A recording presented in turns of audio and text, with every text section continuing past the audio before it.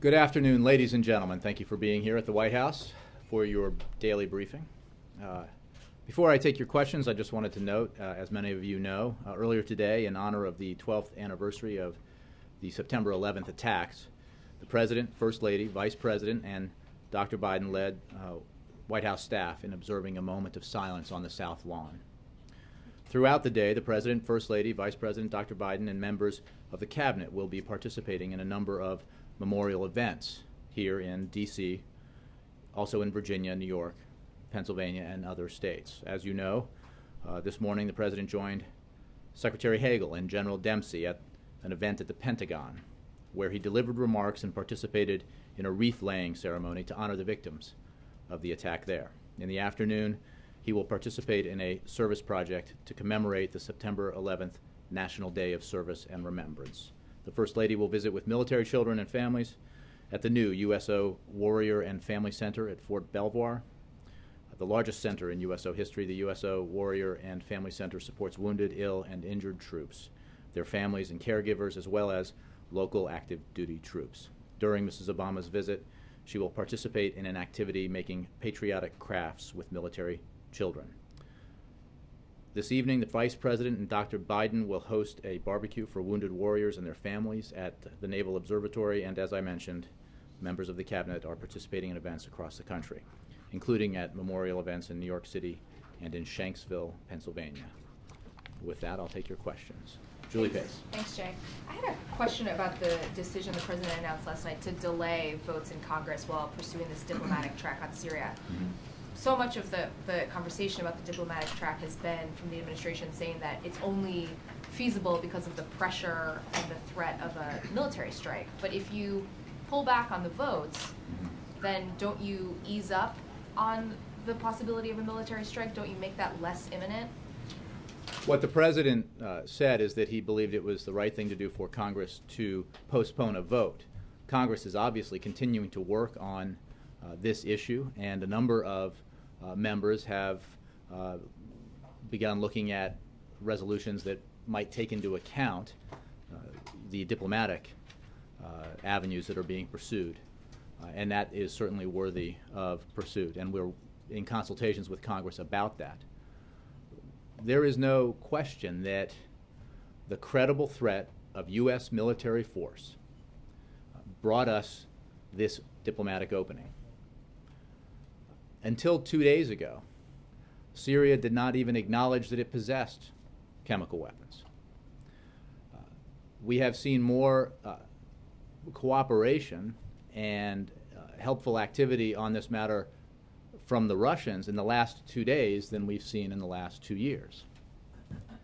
And I think that is clearly because of the President's forceful comments about the need to hold Bashar al-Assad accountable for the use of chemical weapons against his own civilians. So we are doing the responsible thing here, which is testing the potential here for success of resolving this matter of Syria's possession of chemical weapons and deterring Syria from using chemical weapons again through diplomatic means rather than military means. Do you have a timeline for when you need to see some kind of tangible progress on the diplomatic front before going back to the Hill? I don't have a timeline to give to you. What I can say is that it obviously will take some time. There are technical aspects involved in developing a plan for securing Syria's chemical weapons and verifying their location and putting them under international control. Secretary Kerry is leaving for Geneva, as you know, at the President's request to meet with his Russian counterpart, Foreign Minister Lavrov, where they will discuss this matter. And each side, the American and the Russian side, will bring technical experts. They will bring a team, a delegation, to evaluate the proposal and to assess paths forward. So I expect that this will take some time. But we also are not interested in delaying tactics, and we believe it's very important to hold Assad accountable. What is, I think, very clarifying about this is, as the President made clear all along, the potential use of limited military strikes by the United States was in response to Assad's use of chemical weapons.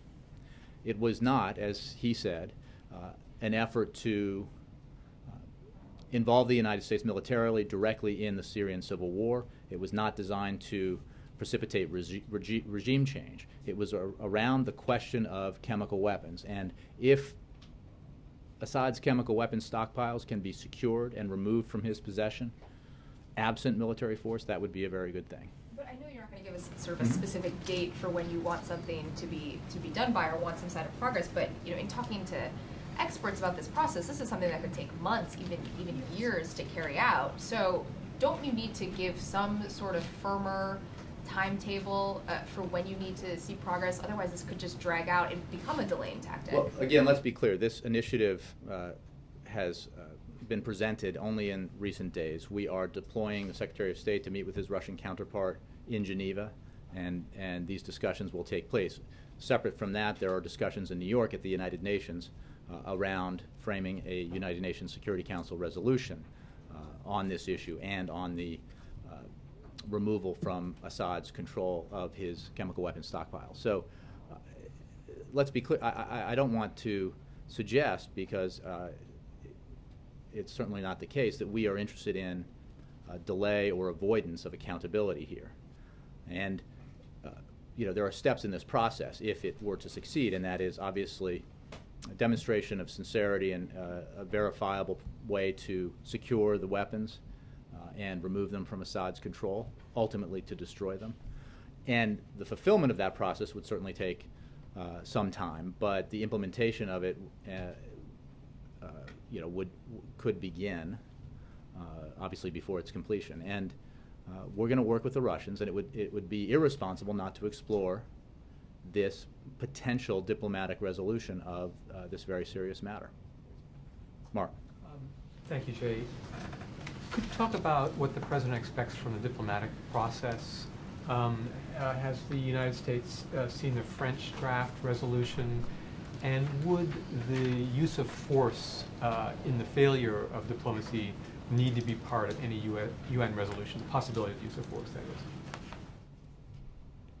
I'm not going to draft a UN Security Council resolution from here. That's a process that will take place up at the UN, and we are working with within the P3 with the Great Britain and France on that, and obviously within the broader P5.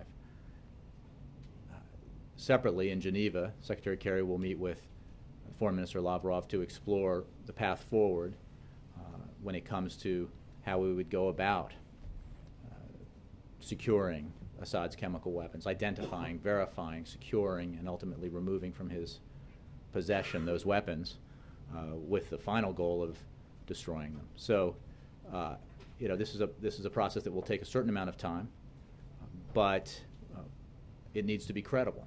It needs to be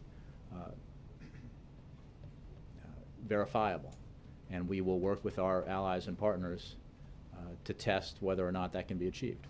Has the President spoken with Putin since last night or since the discussions in Russia? And what does the President hope for Kerry to achieve with Lavrov? I don't have any presidential calls to read out with foreign leaders today. The President hopes that Secretary Kerry will be able to work with Foreign Minister Lavrov on the Russian proposal, the very explicit Russian proposal to have Syria's chemical weapons stockpile secured, removed from Assad's possession, placed under control of the international community, and ultimately destroyed. And I think that it's important to note, as one of the milestones here that was crossed, there were several.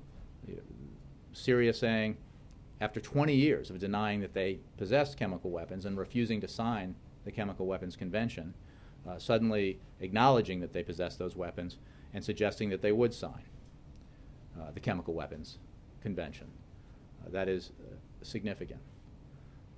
Two, Russia, after 2 years of blocking efforts at the United Nations and elsewhere to hold Assad accountable, broadly speaking, and hold Assad accountable for his chemical weapons stockpile, now playing, or at least suggesting that it wants to play, a constructive role towards preventing Assad from ever using those weapons again.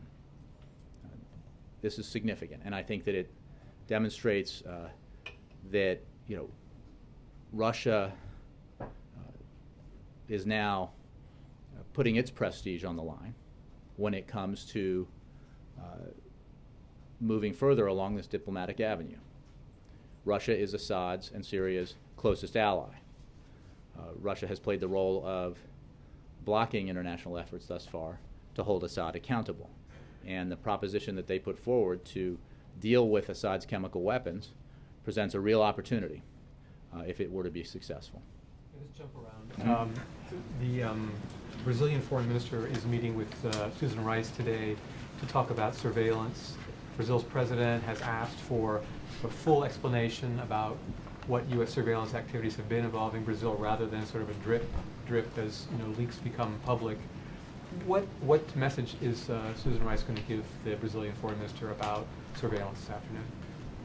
I don't have a specific preview to give you. I can tell you that the president obviously spoke with his Brazilian counterpart at the G20, and this subject was part of that conversation. The president spoke about this in his press conference in St. Petersburg, and so I would point you to what he said. That's entirely consistent with what our National Security Advisor, Susan Rice, will be discussing with her counterpart later today. We obviously, like most nations, collect intelligence, and when it comes to revelations on specific countries, we're not going to get into specifics about the intelligence that we collect, but I would point you to what the president said on Friday. Jim. Hey, Jay, I wanted to get back to the speech last night and some of the criticism that the president received in response to that speech. Some of the polling that came out after the speech was not exactly excellent.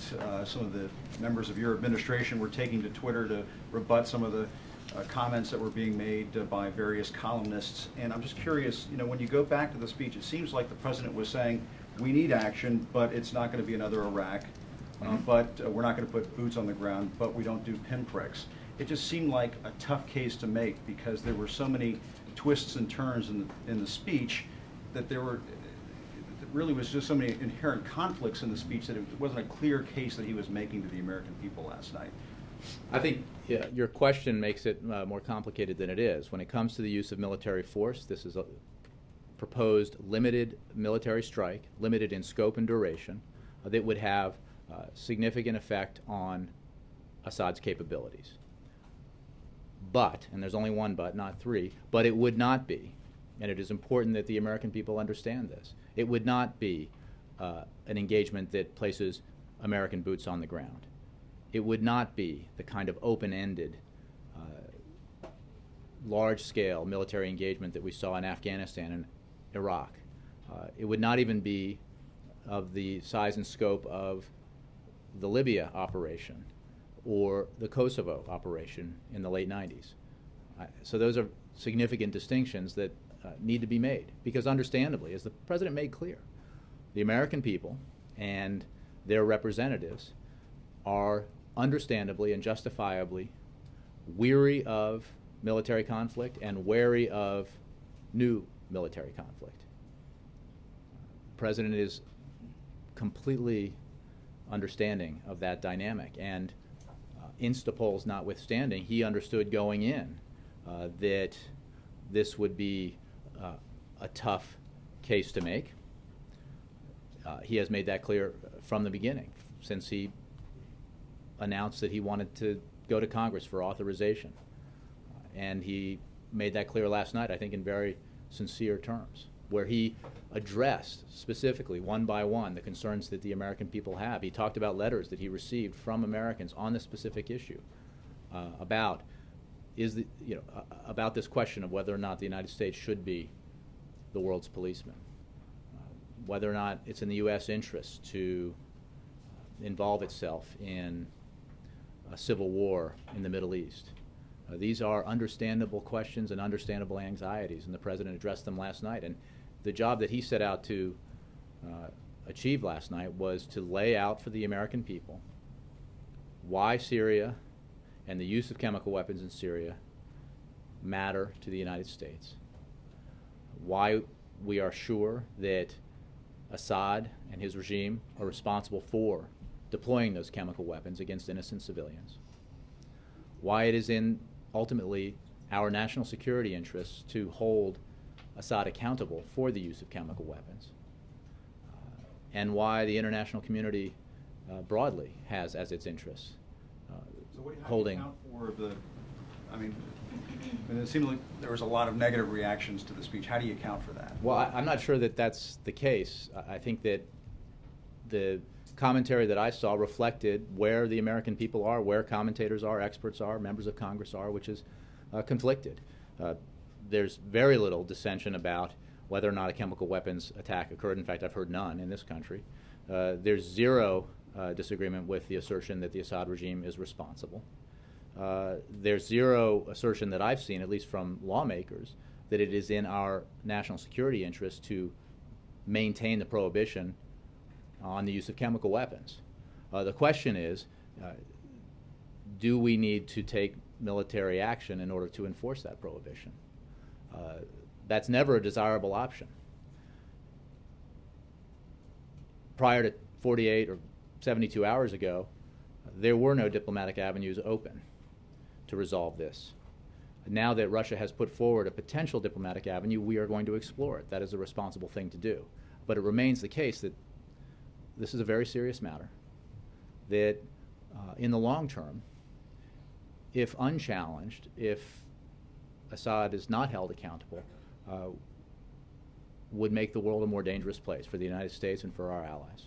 And earlier this morning, some pretty notable Republican senators came out and said that they would be voting no for authorization of use of force. And I'm just curious, as of yesterday, how did you think the vote was going to go?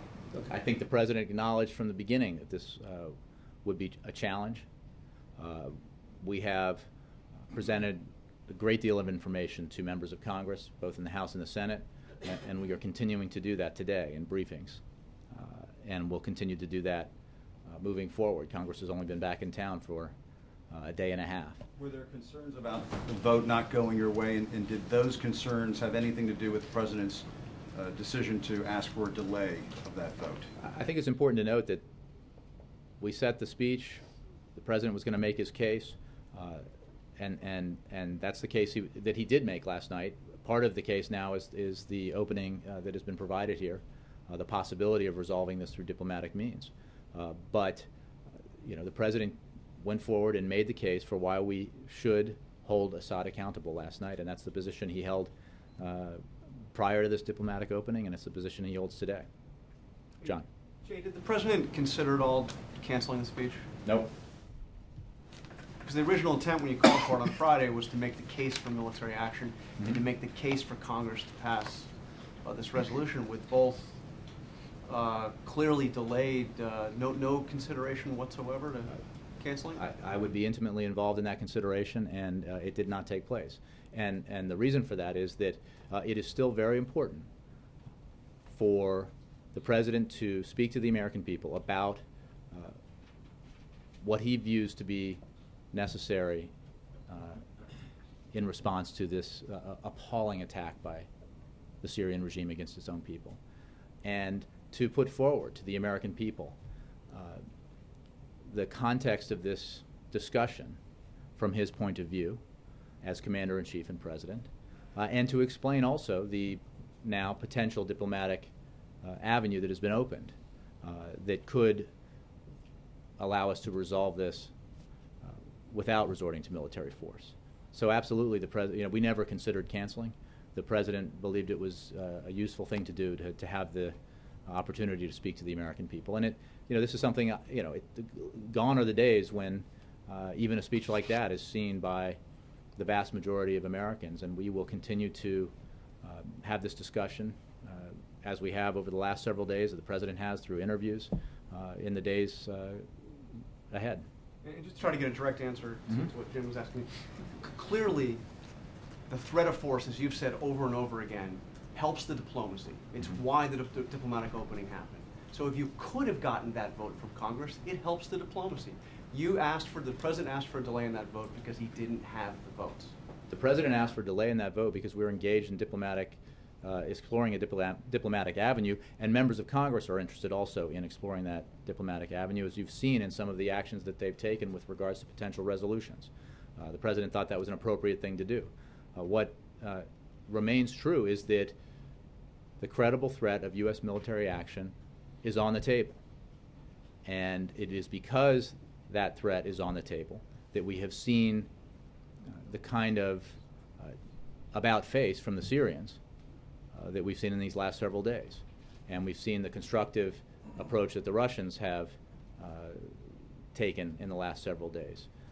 And that remains. And the president made clear last night that his military remains on the same status that it was and remains ready to implement an operation if necessary. Dianne Feinstein said that she believes that Putin really wants to end this. Does the White House have a similar confidence that Vladimir Putin is acting in good faith on this? What the president said in one of his interviews is that we should approach this in the way that Ronald Reagan memorably did when he was dealing with his counterparts, and that is to trust but verify. It is simply the case that Russia has not been constructive or helpful on this matter for the last 2 years. There is an opportunity here, and they have laid it out pretty specifically, for Russia to be helpful, to help create a scenario where we could secure Assad's chemical weapons, place them under international control, and ultimately destroy them so they can never be used again. And so I think that it is absolutely the right thing to do and the responsible thing to do to explore this potential avenue. We of course remain skeptical of any commitments that Syria is making. The Assad regime has not shown itself particularly consistent in keeping its commitments, but it is absolutely the right thing to do to explore this possibility. And then just one last technical question. Should this agreement also include Assad turning over his biological weapons? I'll have to defer that to the experts who are negotiating this, perhaps the State Department or others, team that's going with Secretary Kerry. What is obviously directly of concern here was the use of chemical weapons by the Assad regime, but I think that's a question that's worth following up on. Yeah. I know you don't want to negotiate the resolution here, but if you are asserting, as you have, that military force was the threat of it was an important component about this development, you certainly can't say that the U.S. government would be willing to take that off the table in the context of a resolution before the UN Security Council, would you? Well, we haven't taken it off the table. So that would be something that would have to be included then? Again, I'm not going to negotiate a United Nations Security Council resolution. What I'm saying is echoing what the President said last night, which is, he believes that absent the success of a diplomatic initiative like this that verifiably removes chemical weapons from Assad's control, the right course of action is to engage in a limited operation, as we've described over these past several days. But would not including that in a UN resolution increase this international buy-in to uphold the standard and apply a sanction to a country that used chemical weapons, all consistent with the goals the President has set forth in I think this? it's simply too early to begin from here to pinpoint what must be in a United Nations Security Council resolution beyond a verifiable process for removing CW from chemical weapons from Assad's control into international control. Picking up on that word verifiable, you are no doubt aware of the difficulties that many experts have raised in the last 24 hours about verifying removal of chemical weapons in many scattered stockpiles in the midst of a civil war. How difficult a task is that, and does that present practical problems that are completely separate from the diplomatic language involved to make this workable?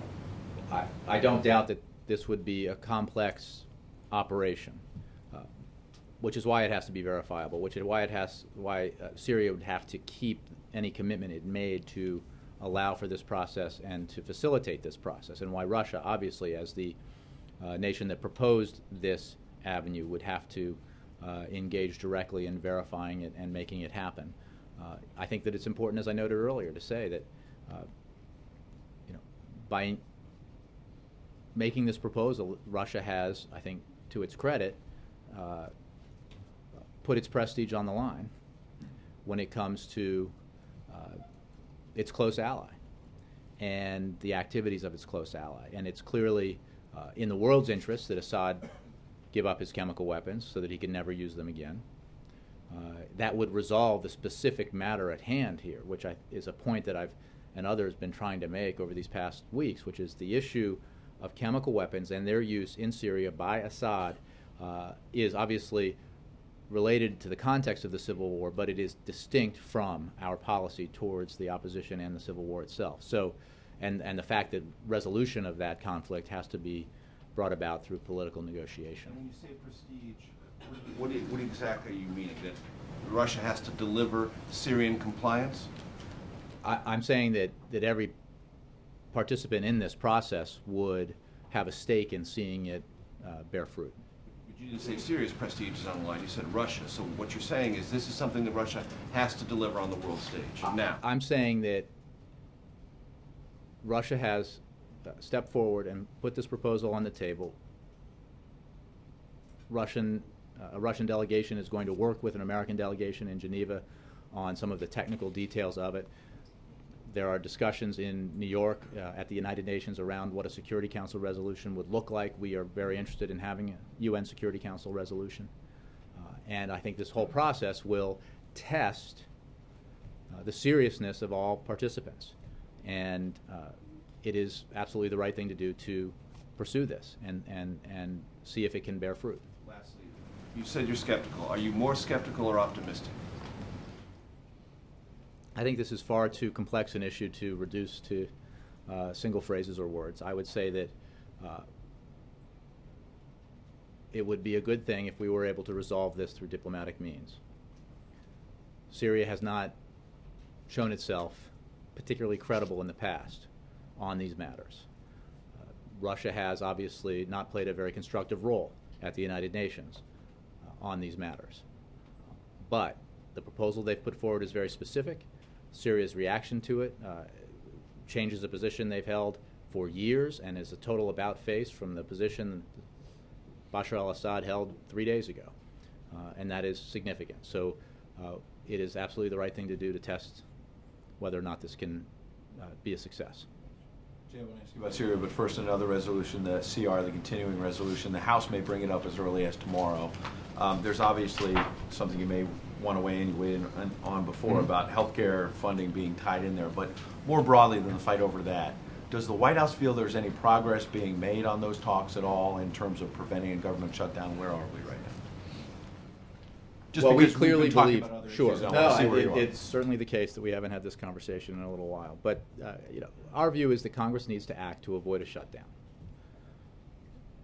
Washington should not,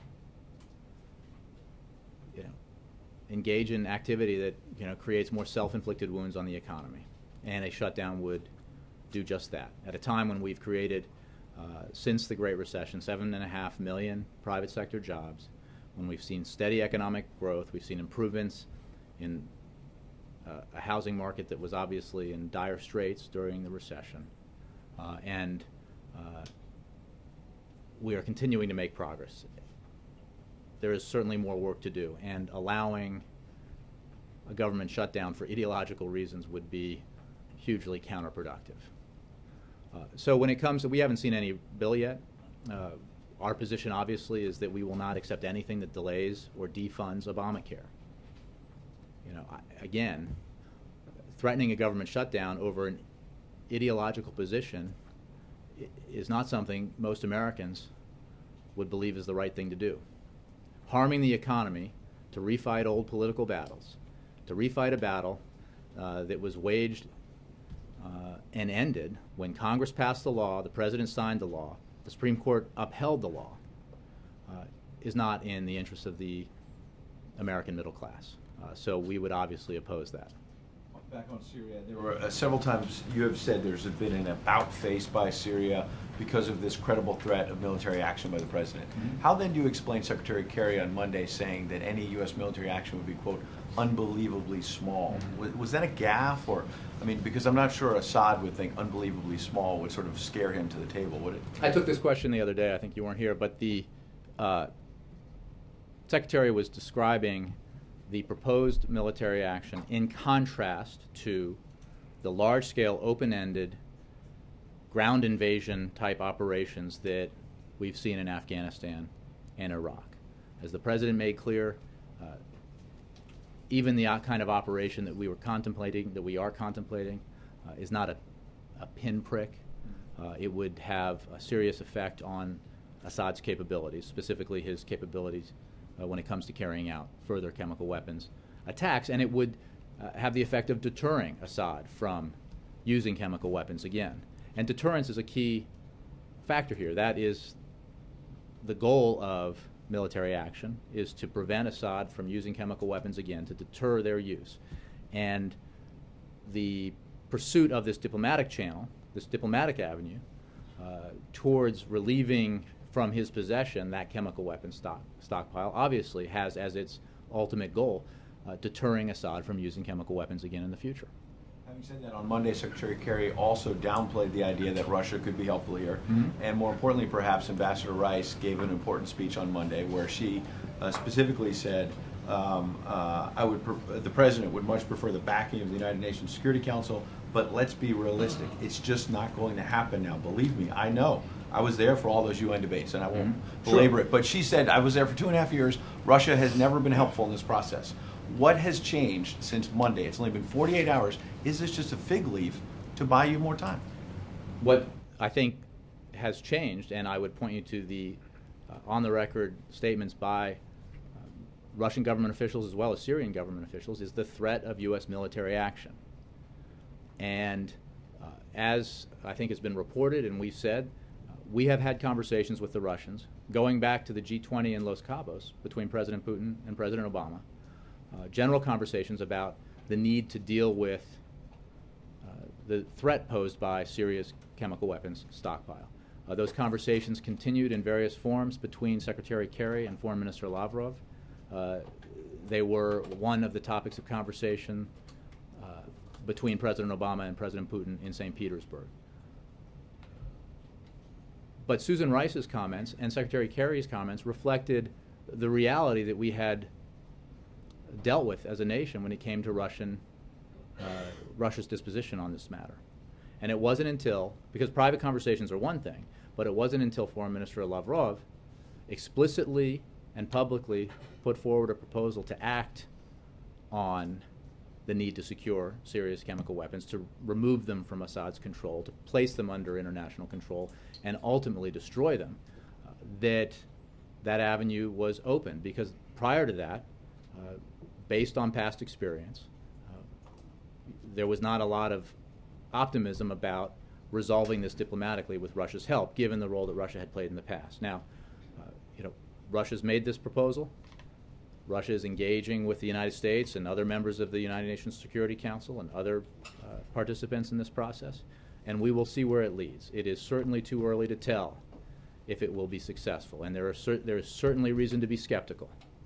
And we are entering this with our eyes wide open, but it is particularly because, as the President has said, our military commanders, his military commanders, have assured him that the military is ready, and that waiting for a certain period of time will not negatively affect their ability to inflict the kind of damage that we envision on Assad's capabilities. If that were to become necessary, we should pursue this diplomatic avenue, and we are.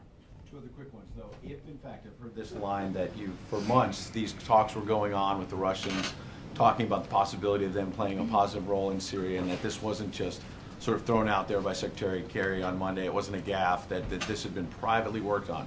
If that is true, why would you have canceled the summit back on August 7th? If all this great progress was happening behind the scenes, why would you put out a press release under your name on August 7th saying, we're not making progress with the Russians, so we're not going to have a one-on-one summit with Putin because it's just not fruitful?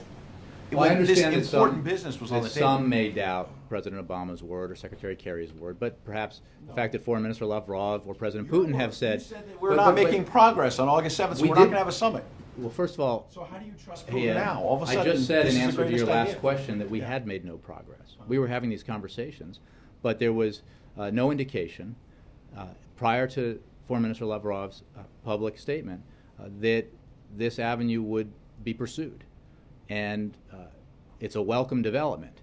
But given Russia's past positions, there was very little optimism that Russia would take this course. And it is a welcome development that Russia seems to be willing to take this course, and certainly a welcome development that Syria has suddenly, 3 days after Assad himself denied possessing chemical weapons, acknowledged that they possess chemical weapons, and now said after 20 years of refusing to sign the CWC, said it wants to sign the Chemical Weapons Convention. So, there's no question that these are significant changes from positions held in the past, in the very recent past. But again, the point I was making is it's not just President Obama or Secretary Kerry who have said, or their aides who have said that these conversations had taken place. Foreign Minister Lavrov and President Putin have said that these conversations had taken place.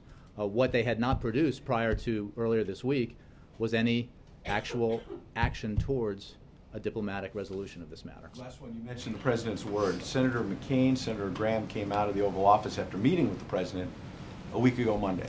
And they said then, out in the driveway and then in subsequent interviews, that the president assured them in private that he was going to make a bigger push on helping the Syrian Free Army, the rebels in Syria, and that this would be part of the public case. And that was part of the reason why McCain came out here and said that he was relatively supportive of the effort. Okay. Today, Senator McCain is saying he's stunned that the president didn't mention the Syrian Free Army last night. What happened? Why I were think they stunned is your words. I think he said he wished he had heard that. But but if I could, Ed, we have always maintained that there is a distinction between a military response to Assad's weapons, use of chemical weapons against his own people, and our policy of supporting the Syrian opposition, support that has increased significantly in recent months, and that is aimed towards supporting the opposition so that it can withstand the assault that Assad has been perpetrating against it and against the Syrian people, and that will ultimately lead to a political settlement. That's our position. We had said and have said, and I say today, that a military strike, if it were deployed, would degrade Assad's capabilities, specifically his capabilities when it comes to using chemical weapons, and would no doubt have an overall impact on his capabilities. But it was specifically and explicitly not designed to precipitate regime change. And it was not designed to begin a long-term engagement by the U.S. military in a Syrian civil war that can only be resolved, in our view, through a political settlement. Peter, and then I'm going to move around. Following up briefly on what Ed said, Jane, let's say that Assad gives up his chemical weapons. Does that mean that he would get to kill civilians with conventional weapons for an indefinite period of time without U.S. action? The U.S. has been acting in its explicit and substantial support for the opposition in Syria. What we have said for 2 years now is that we're not putting boots on the ground in Syria. We're not engaging directly with our military in a Syrian civil war that can only be resolved through political negotiation. And that will remain the case even if there is a military strike in response to Assad's use of chemical weapons. We've been extremely explicit about that, and the President repeated that last night. So the fact of the matter is we support the Syrian opposition, we provide support to the military opposition, we provide substantial humanitarian support to the Syrian people, and we will continue to do that moving forward. We believe, as the Russians do and so many other nations do, that the only resolution here that we collectively, the international community, should seek is a political settlement because that offers the best hope for the Syrian nation, for the maintenance of the Syrian state, and a better future for that country. So we will continue to work with Congress, including Senators McCain and Graham, on that policy. but it is distinct from a response to Assad's chemical weapons use. On the topic then of boots on the ground, UN inspectors, when they recently were in Syria in their effort to try to gather evidence in some of those neighborhoods and communities that were attacked again at that time. How, I guess the question is, if there is to be some form of an agreement that requires the confiscation or the shutting down, the dumping in some form of Syria's chemical weapons. The president promised last night there would be no boots on the ground attached to military action. Would there be no American boots on the ground attached to an effort to confiscate or to dump chemical weapons? Does it apply to that as well? No American troops in Syria whatsoever? We do not envision boots on the ground. That is our policy, and we are not participating in the Syrian civil war in a direct military way. We are providing support to the Syrian military opposition and to the Syrian people. The process by which chemical weapons would be identified, verified, secured, and removed from Assad's control is obviously a complicated one, and that will be discussed in Geneva and I'm sure in New York. And I don't pretend to know all the parameters of what that would look like. It would clearly, going to Syria's commitments here, require Syria's acceptance of the fact that it is giving up its chemical weapons, and that would require cooperation from Syria in making that happen. So just to be very clear, so the pledge, no boots on the ground, at this time it's too early to dictate whether or not that would apply to any U.S. involvement in... There are going to be no boots on the ground involved in Syria's civil war, and the President could not have been clearer about that on many occasions. Carol, question. sorry. Final question, if I can, very briefly. NBC News has been on the ground in Syria. A Free Syrian Army commander told us immediately after the president's remarks, quote, Bashar al-Assad won this battle. He said, the U.S. doesn't seem to care about Syrian losses. There will be more victims and more destruction. What do you say to the Free Syrian Army? I say that this administration, the United States, supports the Syrian opposition and has provided stepped up support to the Syrian opposition and will continue to do that. But we have been explicit that the military response contemplated had to do with Assad's use of chemical weapons. It was never envisioned as a means by which the United States would engage directly militarily in the Syrian civil war. It is a proposed limited strike, limited in scope and time, designed specifically as a response to hold Assad accountable for the use of chemical weapons against his own people. Margaret and Carol. Thanks, Jay. Does the prospect of this diplomatic resolution now allow the White House to refocus more of its attention with Congress on the domestic agenda? And besides the debt ceiling and Obamacare, what are sort of those issues you want to get back to? And could you also help me to understand whether the path that this thing is taking with Syria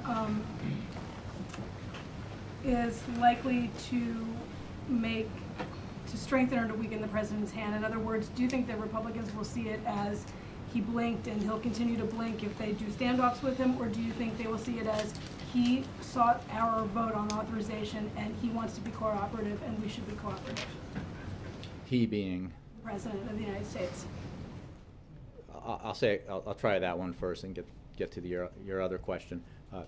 I think members of Congress understand, Republican and Democrat, that it was the credible threat of U.S. military action that led to the opening of this diplomatic avenue. There is no other explanation behind this rather remarkable change of position by the Syrians, and no other explanation behind the decision by the Russians to seek a diplomatic resolution of the problem of Syria's chemical weapons stockpile. And I think that members of Congress understand that. So what they see through their eyes, you'll have to ask them, but I think a number of them have noted that, and that is why we have to keep the pressure on. When it comes to other matters, there's no question that Syria has consumed a lot of attention here in Washington, around the country, around the world. That's the way these things are.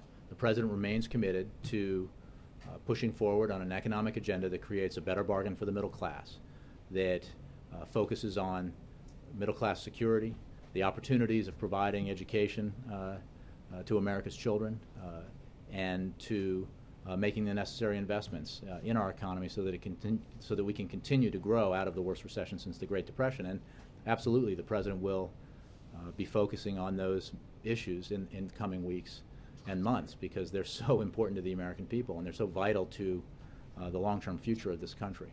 Can I just clarify? So are you saying on that earlier question that you think that Syria has no impact on his domestic political hand, or weakens or strengthens him? I'm not going to make a political assessment. I think that what the President has been discussing here and what he has sought from Congress is a sincere debate about whether or not Congress should authorize the use of force in this case. A debate that ideally sets aside political affiliation and focuses on the stakes for the United States, the consequences of not upholding this prohibition against chemical weapons use, and the risks of acting and the risks of not acting. And I think we've seen a healthy debate. I don't think it's been completely devoid of politics, but I think generally it's been healthy, and the President appreciates that. And you've seen his administration at every level engage with Congress in any way that it can to provide more information about this very important issue. Sorry, housekeeping note. We understand from the Russians that Russia has submitted to the U.S. An initial plan for Syria. Do you have any reaction to that initial plan? Have you released the text, or are you releasing the text? Yeah, I think I know there are conversations ongoing and paper being exchanged. I don't know that there's a formal plan to present anywhere. I think that the United Nations Security Council will be meeting. I know that Secretary Kerry and Foreign Minister Lavrov will be meeting with substantial teams in Geneva. I think we're not at the stage of putting down public pieces of paper. Yeah, Mara. Carol, then Mara. I want to go back to the timing question. You've said a number of times the diplomatic process will take some time, or a certain amount of time. Isn't that just stating the obvious? Yes. So, can you put a little sharper point on that? I mean, you have the President out there addressing the American people in a prime time address and saying this is a national security threat, and that he's going to take this action and wants the American people to give him time to do this. So what are people supposed to expect? Are you talking days, weeks? The timeline for this appropriately will be worked out at the United Nations Security Council. The P5 is meeting this afternoon, as I understand it. And then other aspects of this, more of the technical aspects, the implementation aspects of it, will be discussed in Geneva between Secretary Kerry and Foreign Minister Lavrov and their teams. So I'm not going to place a timeline on it, except that, as I said earlier, we're not interested in delay or avoidance. We have ample reason to be skeptical about Syria's commitments and intentions, but you don't negotiate these kinds of things with partners that have always been willing, or with interlocutors that have always been helpful. You wouldn't have to.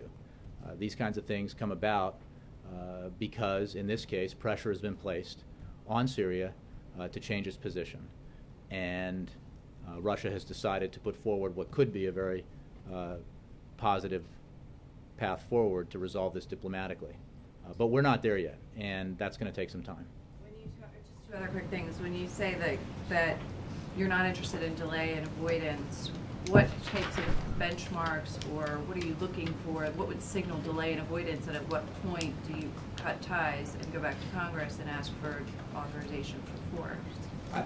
Again, I'm not going to place a date on it or a time limit on it. I think that over the course of our discussions in New York and Geneva and what continues out of those discussions, because I don't want to suggest that all of this could possibly be wrapped up by Friday. Let me assure you that it won't be. But we will begin to see how serious the opportunity is here, how committed the participants are in making this happen, and we'll be able to make assessments as this process moves forward. And then lastly, it also has to do with the timing on Russia's involvement in this. do you guys feel like while they're involved and engaged in this, as a former White House Chief of Staff might say, they have skin in the game, does that give you confidence that Assad will not use chemical weapons again because it would embarrass President Putin? I think it's impossible to know with certainty, but it is certainly the case that Russia has been Assad's closest ally. Russia has essentially protected Assad from being held accountable by the international community, by the United Nations Security Council. Assad depends on Russia in many ways for support. And so it stands to reason, based on all those facts, that Assad would care about the position that Russia holds on this specific matter. And we've seen that. Russia makes a proposal, Syria has accepted it, Syria has volunteered the possibility that it might sign the Chemical Weapons Convention. I don't think any of Syria's actions would have taken place prior to Russia putting forward its proposed solution. How that relationship plays out as these diplomatic discussions are being held is certainly one that will be fascinating to watch for everyone. Sounds like you have some confidence in that. I think that, again, the logical assessment based on the relationship is that there will be some coordination, but it's impossible to know for sure. Both supporters and opponents of the resolution in Congress all say that you're right to pursue this diplomatic opening, whether it pans out or not. If it doesn't, which I guess is the greater likelihood here, do you feel that your hand would be strengthened to get Democratic votes for a resolution? I just wouldn't. I wouldn't, guess about what a vote count might look like in the aftermath of the pursuit of this diplomatic opening, and I certainly wouldn't get into hypotheticals about whether it succeeds or fails or anything like that. I think that this is a tough issue. The president knew it was going to be a tough issue. He knew it was going to be a challenge when he decided that it was the right thing to do to ask Congress for authorization. He knew and knows and understands that the American people are extremely reluctant to get the United States involved again militarily in the Middle East. Not just in the Middle East, but anywhere. But as someone who deeply understands that and who has spent 4.5 years as president getting us out of wars, he believes in the case that he made last night. And I think he understands why there's reluctance and why there's anxiety about potentially striking Syria in response to the use of chemical weapons. But he views this as something that has long-term implications for U.S. national security, long-term implications for U.S. troops serving in theater in the future.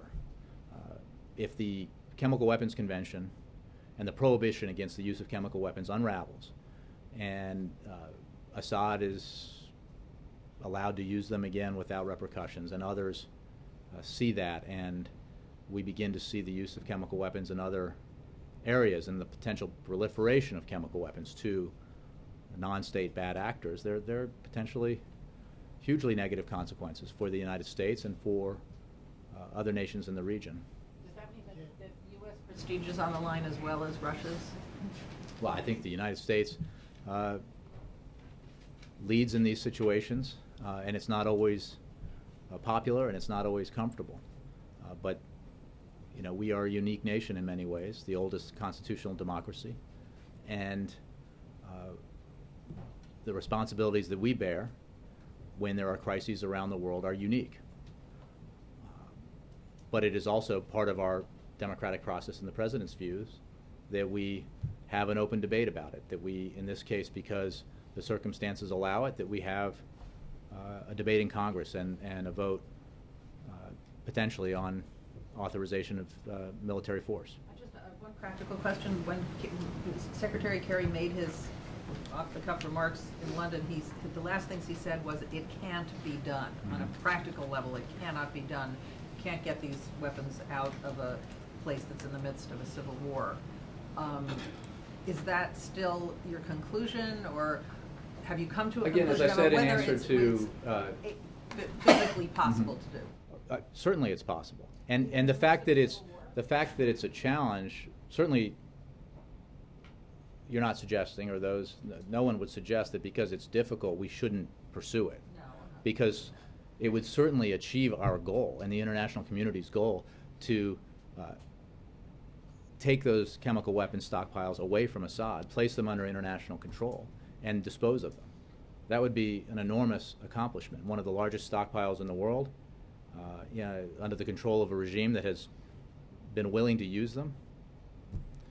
I'm sorry, Margaret? Have you come to a conclusion about whether you need a ceasefire to do it? Again, I think you're talking about mechanics that are going to be negotiated by experts, that are going to be negotiated between, at the United Nations Security Council, in Geneva, between the Russian and U.S. delegations and elsewhere.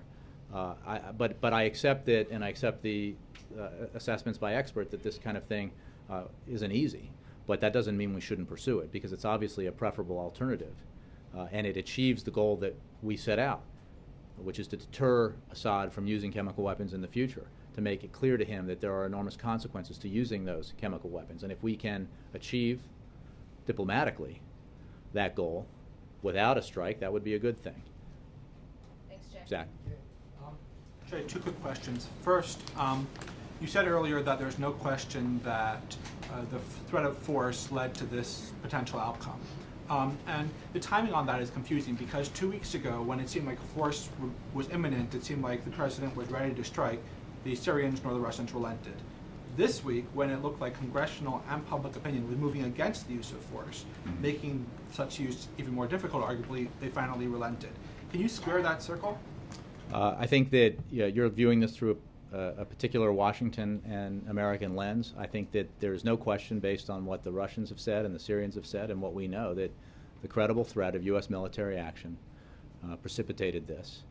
And I'm not sure what other source you ascribe it to, or it could possibly be. The fact of the matter is, the president made clear that even when he decided to go to Congress, that he believes he, as commander-in-chief and president, retains the authority to use a U.S. military strike in defense of our national interests. And that remains the case today. But he believed, because the threat wasn't imminent, the threat posed by Assad's use of chemical weapons, that it was the right thing to do to seek congressional authorization. So I don't think there's any doubt that the credible threat of force has produced this change in dynamic.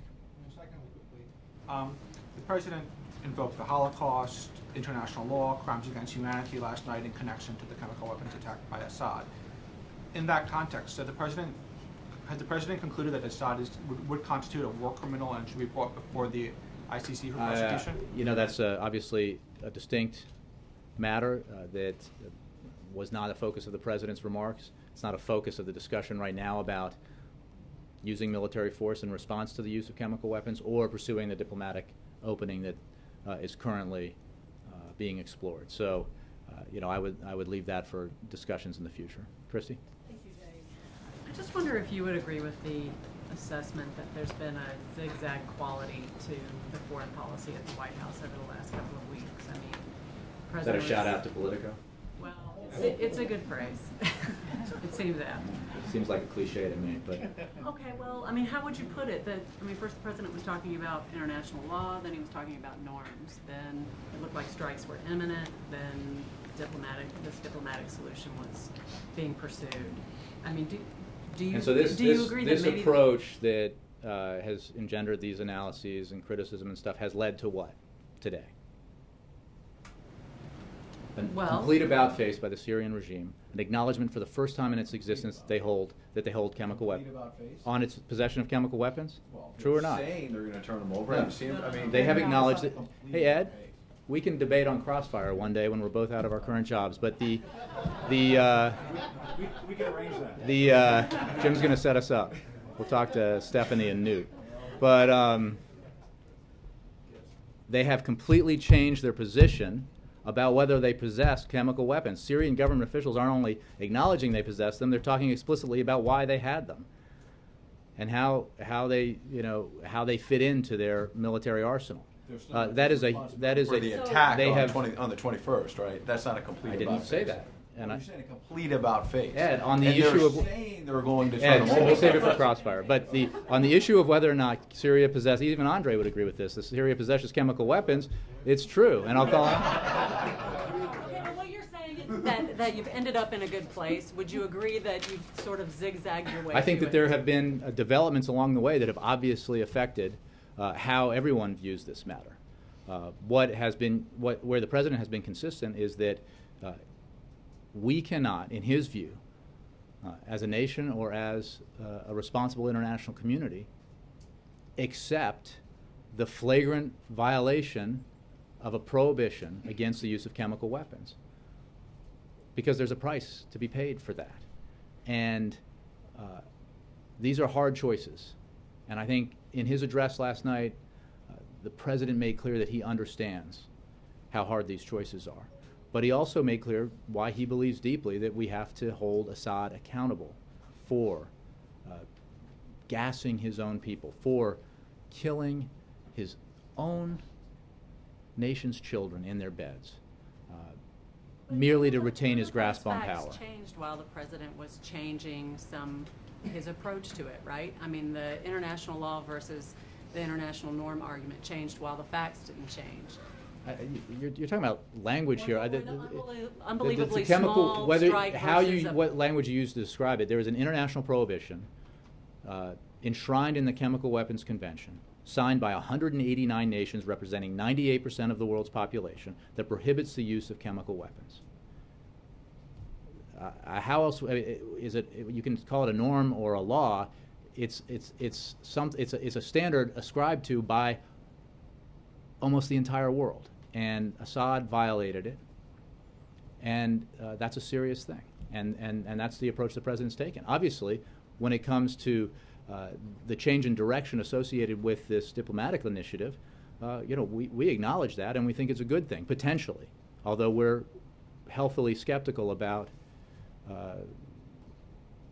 the process and about the participants, given the track record. But it is absolutely the right thing to explore it.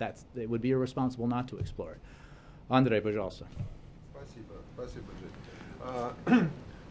Last night, the president referred to this new opening as coming in part from his prior constructive talks with Putin. Frankly, it is not how you describe those talks for us. So if you could explain to us what he meant by saying the talks were constructive, that would be helpful for me. And also, does the president intend to keep being engaged, personally engaged in the process? I can answer the second one, yes. And in the first, I accept your point. And the point I was making is that even though there were useful and constructive conversations that date all the way back to Los Cabos, what we had not seen, fair to say, from the Russians prior to this week was a proposal for action to resolve the fact that its close ally, the Assad regime, possesses chemical weapons, and that those chemical weapons potentially represent a threat not just to the Syrian people, as we've already seen, but to people around the region, including potentially the Russian people and the American people. But the president's conversation with President Putin in St. Petersburg was constructive, as the president said that day, and it was constructive on this subject and on other subjects. And I take your point, and I accept that. And the Foreign Minister Lavrov, Sergei Lavrov, has had, in our view, with constructive conversations on this issue with Secretary Kerry. What we had not seen until this week was a willingness by the Russians to actually move forward and act, because obviously they play a very important role in this dynamic given their relationship with Damascus. Secondly, if I may, another point. Does this new opening and the new feeling of rapport between our nations, does this mean that the Russian arguments on the Syrian issue will now get a new look from Washington. What I specifically mean is the Russians have been saying throughout that they doubt that the picture of events as presented by the Syrian rebels and by Washington, by the way, is completely accurate and borne out by the facts. They have produced their own report of a different chemical attack in Aleppo in March, and they have submitted it for the Security Council at the UN. Will the experts now be looking at all the evidence at hand, or are we still focused on Well, I'll say this, Andre. There was a UN inspection team that was fired upon and almost not allowed to visit the sites of the attacks on August the 21st, but they have obviously been able to conduct an inspection, and we await, as the Russians do and others do, the results of that report. We think, and we've seen no credible suggestion to the contrary, that it's undeniable that there was a chemical weapons attack that night, and we think that the evidence is overwhelming that Assad and his regime were responsible for it. All of these matters, I think, when it comes to other instances of chemical weapons use, appropriately should be reviewed by the United Nations, we have always supported that. Unfortunately, what we have seen, by and large, has been a refusal of the Assad regime to allow inspections, or in the case of the August 21st events, an effort to delay the inspection so that they could bomb those neighborhoods as much as possible in an effort to destroy evidence. But we're in a slightly different place now, and we hope that this process bears some fruit. Thanks very much.